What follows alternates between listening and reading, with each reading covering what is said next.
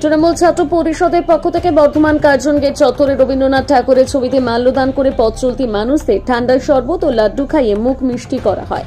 বর্ধমান দক্ষিণের বিধায়ক খোকন দাসের হাত দিয়ে উপস্থিত ছিলেন বর্ধমান জেলা তৃণমূল ছাত্র পরিষদের সভাপতি স্বরাজ ঘোষ সহ বিভিন্ন কলেজের ছাত্রছাত্রীগণ। আজ বাঙালির শুভ নববর্ষ, বছরের নতুন দিন, আর এই দিনকে সামনে রেখে এই ধরনের আয়োজন করা হয় তৃণমূল ছাত্র পরিষদের পক্ষ থেকে। পথ চলতি মানুষদের প্রায় 1000 লাড্ডু বিতরণ করা হয় এবং 2000 জন ছাত্রদের আয়োজন করা হয়।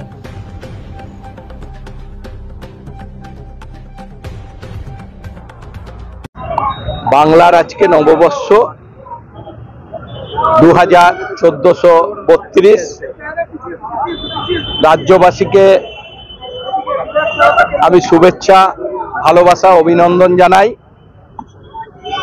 আমাদের রাজ্যের মাননীয় মুখ্যমন্ত্রী আজকে বাংলা দিবস হিসাবে নববর্ষকে পালন করতে বলেছে, তাই গোটা রাজ্য জুড়ে আজকে বাংলা দিবস পালন হচ্ছে। আমাদের কার্জন গেটে আমাদের শহর তৃণমূল কংগ্রেসের উদ্যোগে শক্তি বাল্মীকি তিনি আজকে এখানে মিষ্টি এবং ঠান্ডা পানীয় জলের ব্যবস্থা করেছেন। আমরা এখানে সবাই উপস্থিত হয়ে যারা এই রোদের মধ্যে গরমে রাস্তা দিয়ে যাচ্ছে তাদের সবাইকে আমরা মিষ্টি এবং জল খাওয়াচ্ছি।